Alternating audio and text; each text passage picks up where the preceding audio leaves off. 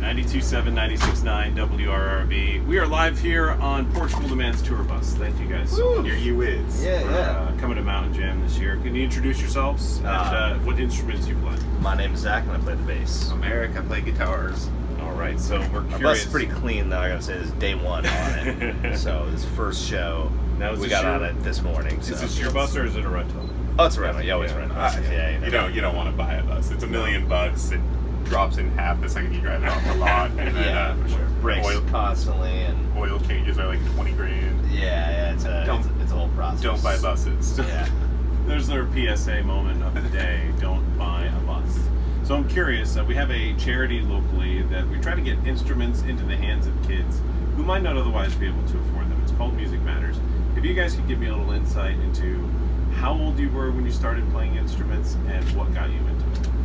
I started playing the saxophone. Luckily, I had my parents were they did all right enough to get me an instrument, and so I started playing in about 4th grade, and I played all the way through high school. But then somewhere in the middle, picked up guitar and bass and drums and all that stuff. That's how I met this guy. Actually, was also in school programs, and so back when they weren't getting cut, the funding wasn't getting cut, so we're all about that. It's a huge thing. You got to give children the tools. How about you? Yeah, my mom named me after a fellow named Eric Clapton. So there you go. Predisposed to get a guitar in my hands before I could really walk. But luckily, we had one. We had generator power, and we didn't have hot water. I was, Just had a guitar. I had a guitar. There was indoor plumbing. Oh yeah. We also had the outhouse, but that's back. That's for guests. That's Alaska, man. Upstate New York, you know how it goes. But yeah, we did the whole school program thing. You were actually a pretty good saxophone player, if I remember. Thanks. Played drums, played bass, kind of played whatever I could get away with. But yeah, then we had kind of the after-school special thing where Zach's mom was kind enough to open her basement and her heart's up to just where everything went, where we got loud every day. Nice. Yeah. It's cool to have parents to allow you to get loud. Oh, absolutely. Because of the drums, let's face it, that's a commitment. Absolutely. My little brother was a drummer, and so we had the loud house. Our neighbors were very tolerant. That's kind of the neighbors. So copyright, but man, the Loud House is a great studio name. Oh yeah, it's fantastic. Loud House. Real good. .com. Real good. Let's talk a little bit about the record Woodstock. Is it true that was inspired by the festival? Did one of the parents in the band have a ticket stub? Yeah, that's right. So John's dad, originally from close to this area, Morrisville. Okay. His family's from there. Before moving up to Alaska, he went to Woodstock. We had heard the stories. We knew he went.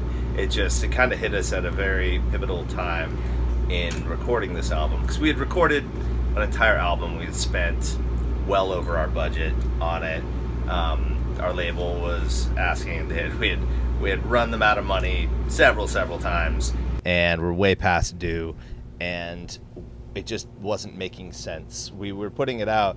We had just finished it right when the presidential primaries were going on, and so there was, I don't know if you follow the news, but some weird stuff was happening in American politics, and so we really couldn't.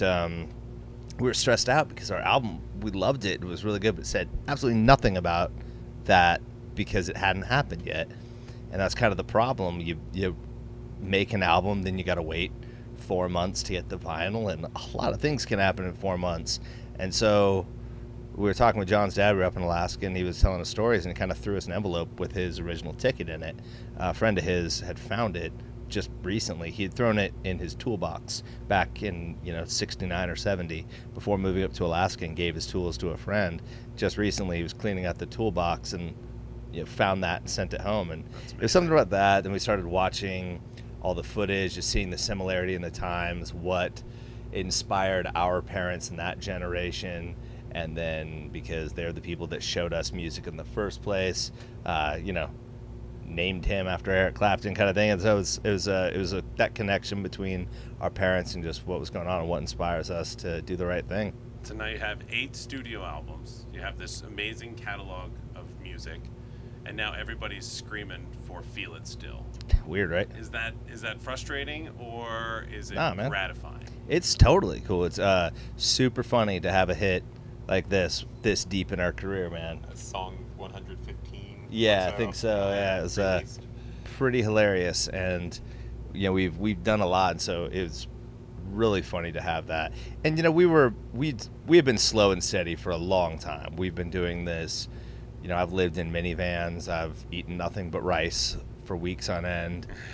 If we didn't play a show, we didn't eat. You know, we get beer and pizza or beer and chips if we play a show, and if we didn't, so we were homeless. We've been doing that the whole time, and so to get this late in our career is pretty fun. I can't think of too many bands that's happened to. And yeah, well, it's awesome to see. I know you guys have been out there doing your thing, road warriors, and yeah, now you've made it. You're renting tour buses and stuff. I know, right? Yeah.